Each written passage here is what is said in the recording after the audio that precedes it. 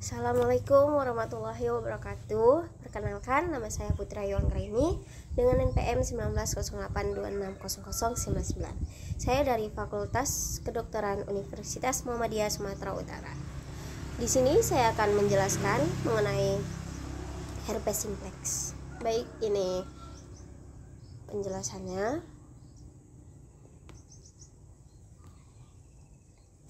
Jadi apa sih itu herpes simplex? Yaitu kelainan kulit akibat infeksi akut herpes simplex virus atau yang sering disebut dengan HSP tipe 1 ataupun 2. Jadi, berdasarkan data WHO tahun 2015, itu diperkirakan lebih dari 3,7 miliar orang di bawah usia 50 tahun itu terinfeksi HSP tipe 1.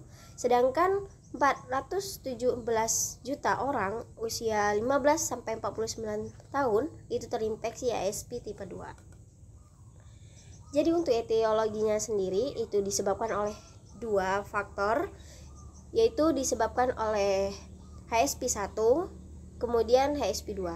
Untuk HSP 1 itu predileksinya itu di daerah pinggang dan juga pinggang ke atas. Sedangkan tipe 2 atau HSP 2 itu predileksinya di daerah pinggang ke bawah atau genital.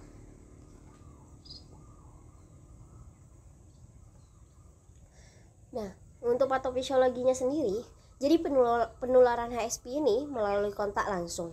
Ketika HSP masuk ke dalam tubuh, proses replikasi ini akan terjadi dan diakhiri dengan proses lisis sel. Proses ini dapat menimbulkan gejala dan juga tanda klinis. Untuk faktor resikonya sendiri, itu disebabkan oleh aktif secara seksual atau berhubungan seks bebas. Nah, apa saja sih gejala dan tandanya? Jadi yang pertama itu ada infeksi primer, terjadinya dalam waktu 3 minggu, ditandai dengan gejala sistemik, itu seperti demam, malaise, dan juga anoreksia, disertai dengan pembesaran kelenjar getah bening regional, dan juga lesi kulitnya itu berupa vesikel yang berkelompok, dasarnya eritematlas, kemudian berisi cairan jernih hingga seropurulen. Dan ini dapat berakhir dengan terbentuknya krusta hingga keserakan dangkal.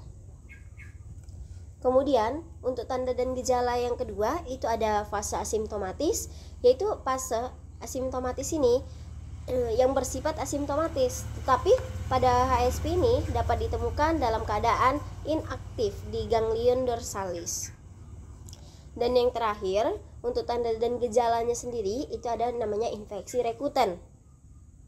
Jadi HSP ini menjadi aktif kembali akibat pemicu atau trauma fisik maupun juga psikis, sehingga muncul gejala klinis tetapi lebih ringan dibandingkan saat tahap infeksi yang primer tadi. Jadi terjadi dalam waktu 7-10 hari, rasanya itu seperti panas, gatal, dan juga nyeri dapat dirasakan sebelum timbulnya vesikel. Next, baik kita ke diagnosis. Nah, jadi diagnosis ini dapat ditegakkan secara klinis berdasarkan pada anamnesis, yaitu tadi kita bisa lihat dari tanda dan gejalanya yang sudah saya sebutkan, dan juga pemeriksaan fisiknya, yaitu berupa bagaimana kulitnya yang tadi juga sudah saya jelaskan. Untuk pemeriksaan penunjangnya, di sini yang pertama kita lakukan pemeriksaan Dejang test dengan pewarnaan GMSA. Itu ditemukan sel datia berinti banyak dan juga badan inklusi intranuklear. Kemudian kita harus melakukan kultur virus, dan yang ketiga kita akan mendeteksi antigen dengan enzim imunase atau fluorescence antibody atau VCR DNA HSP.